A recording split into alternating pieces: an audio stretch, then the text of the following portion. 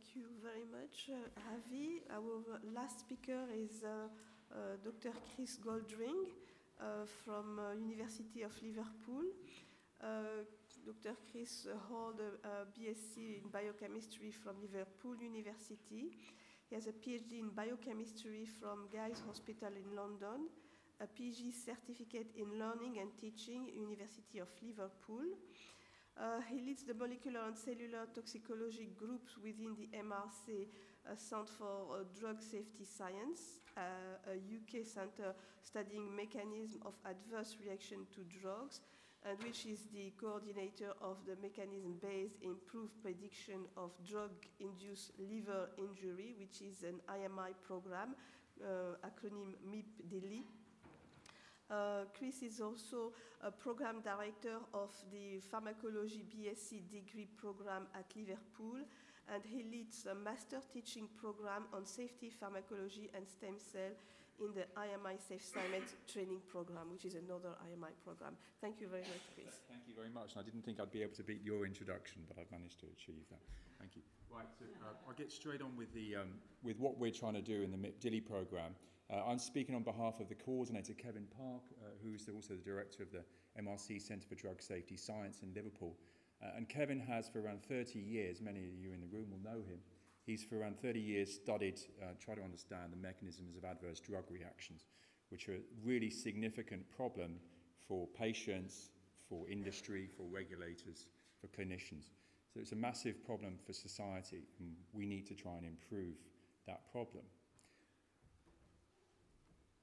So the issues I was following, with regard to drug-induced liver injury, which is one of the most significant problems for reasons for failure and attrition of drugs in development, and also, as I'll show you later, for withdrawal of drugs once they've been developed. There are a number of things. So firstly, some medicines can cause damage to the liver in a dose-dependent sense, and these are rather easy to predict. And the paradigm, the poster child of that medicine would, of course, be paracetamol, or acetaminophen, as the Americans call it, and this is responsible for a very large number of acute liver failure and entries to the emergency room. Trying to predict drug-induced liver injury is very difficult, even with animal models. Sometimes this can work, sometimes there is a species will be used which does not show the kind of toxicity that is shown in humans. So animals are not also a great model for humans, and we have to remember that. Individuals differ in the way that they respond to drugs, in the way that they break down drugs, in the way they eliminate drugs. And certainly that raises a big problem, and it raises a problem because, of course, mostly we take drugs on a one-size-fits-all notion, as was already explained earlier. And this does not cover the problems of unusual reactions, the very difficult to predict reactions, as we call them, the idiosyncratic reactions. And these can be extremely rare, 1 in a million, 1 in 100,000, or sometimes can be a lot more common, such as 1 in 1,000. And the reasons for this are very complicated, and we're all trying to understand this better, but certainly the immune system seems to be behind a lot of the reasons for the differences amongst individuals. So what does the liver actually do, scientifically speaking? The liver is, I would say this because I spent my life working on it, it's pretty much, I think, the most metabolically competent organ. It has possibly more function than any other organ in the body. And possibly for these reasons, the clinical manifestations of drug-induced liver injury are also extremely complicated, and there are a multitude of these I'm showing you here on the right-hand side. This makes it very difficult for the clinician to understand an event of drug-induced liver injury, and still largely drug-induced liver injury is diagnosed through a process of exclusion. So what in the MIP-DILI program, what we try and do, we try and go beyond what has been traditionally used by industry, by pharma, by small enterprises, to try and understand possible issues of liver damage in vitro and how that relates to a human drug-induced liver injury. We try and map what is actually happening in the human liver through understanding of real human clinical DILI. So we're involved in another IMI program, SAFE-T, so we understand the issues of biomarkers and how human biomarkers can help to try to bridge back from the human situation back to in vitro models. We try and understand what are in vitro models such as human hepatocytes, which is the key cell within the liver, what that can actually do in a laboratory situation, and try and relate that data to what happens in vivo, in an animal. And then through development of and evaluation of single cell models of the liver, here I'm showing you on the bottom left, and also through integration of more complex laboratory models, for example, the co-culture of human hepatocytes with some of the other cell types that we know that the liver possesses, we may be able to better, more physiologically mirror what is actually happening in vivo. I think the thing that most drives us when we try and consider whether we can develop a test that is better than is currently available is these two adages. Is the test system that we're using and we're evaluating, is it fit for the purpose of trying to understand a particular drug-induced liver injury? And what purpose is that test system fit for? So some examples of what we do. This is data from Bob van der Water's lab in Leiden in Holland. And here we can see a very rudimentary cell in vitro in which that cell has been exposed to an inducer of stress within the cell, and you can see in a time-resolved fashion the emergence of a reporter within most of those cells.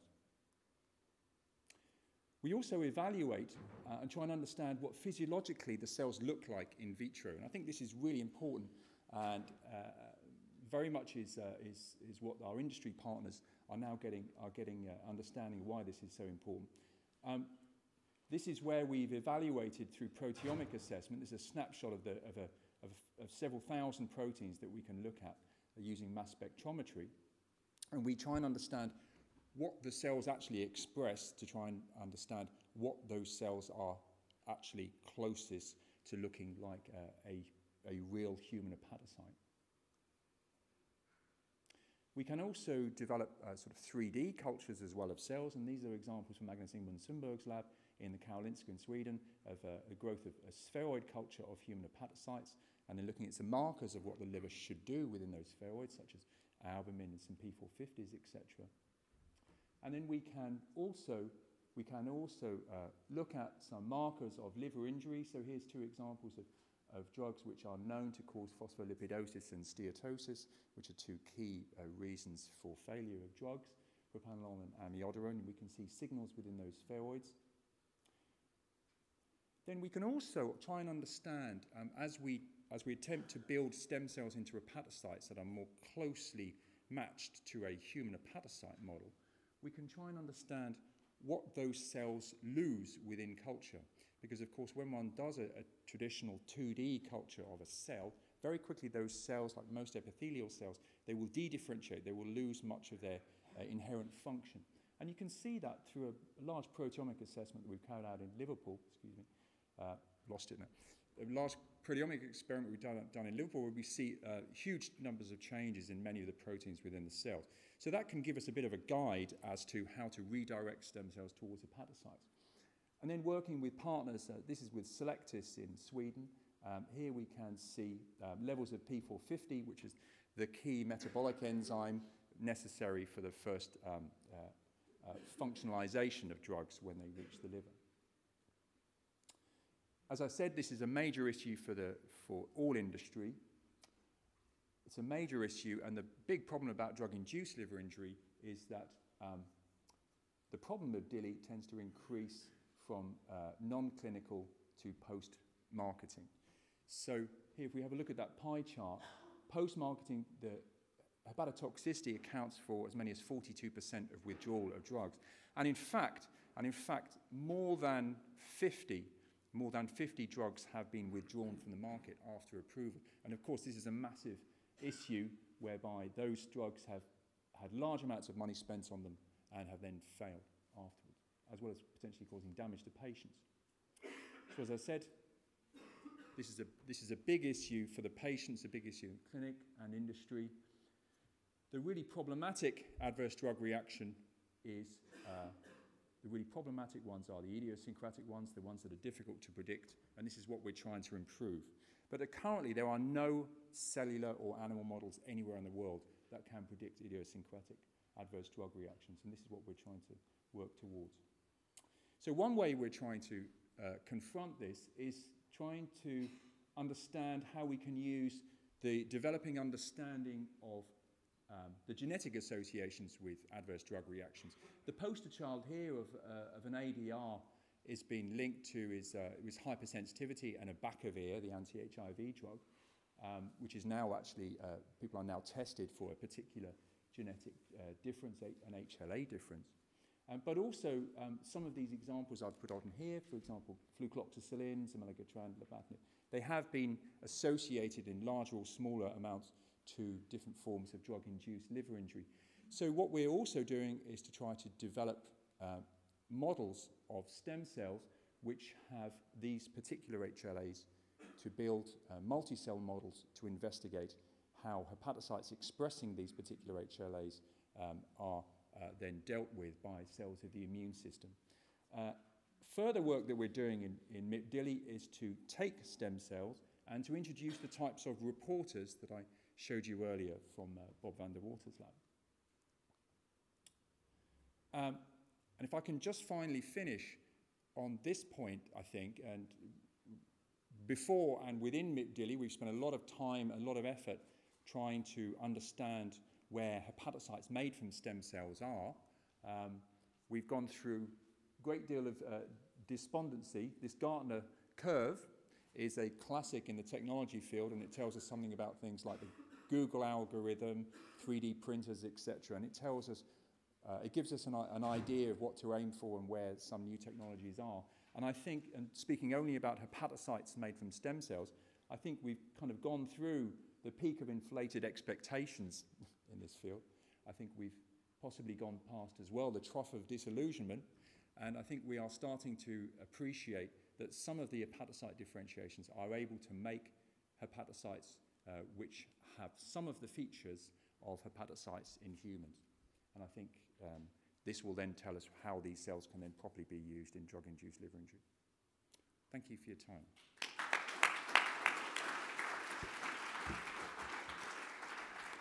So, thank you very much. I guess that after these 4 presentations, you realize that indeed IMI is strongly engaged in moving therapeutic research forward through the use of iPS cells for the benefit of all stakeholders, but with a common objective, which is to bring better and safer drugs to our patients. I guess this will be one of the main themes of the panel discussion after the coffee break. So we'll now break for half an hour. Thank you.